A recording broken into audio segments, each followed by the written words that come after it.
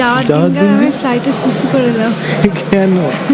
আমি দেখবো যে শুশুটা নিচে পড়ে যাচ্ছে নাকি বড় হয়ে যাচ্ছে।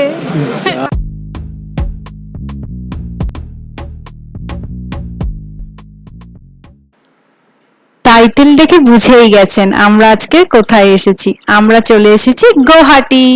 আর গুয়াহাটির এয়ারপোর্টের বাইরে আমরা দাঁড়িয়ে আছি। সৌম্যর একজন কলিগ আসবে, বলতে পারেন বন্ধু, আমাদেরকে আনতে, কিন্তু উনি চলেও এসেছেন।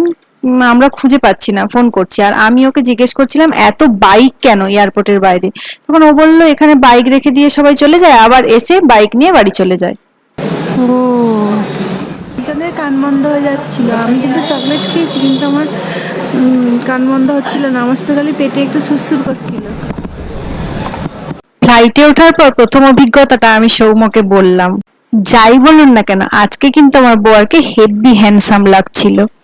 তারপর আমরা তো আস্তে আস্তে ট্রলি নিয়ে সামনের গেটে পেছনের গেটে, বুঝতেই পারছি না উনি কোথায় এসে দাঁড়িয়েছেন, ফোন করছি।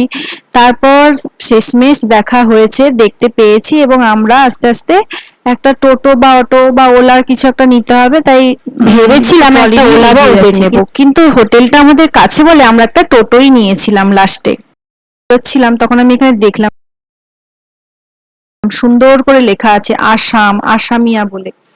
যাই বলা তাই কাজ, আমরা কিন্তু একটা টোটোই নিয়েছিলাম, হোটেলের উদ্দেশ্যে রওনা দিলাম। আজকের আর ভিডিও করতে পারিনি। পরের দিন সকালবেলা আমরা রেডি হচ্ছি কামাখ্যা মায়ের মন্দিরে যাব বলে। বলেছিলাম না যে এক মাকে ছেড়ে আরেক মায়ের কাছে যাচ্ছি। 51টা সতীপীঠের মধ্যে দক্ষিণেশ্বর যেমন বিখ্যাত, তেমন কামাখ্যা মাও কিন্তু খুব বিখ্যাত।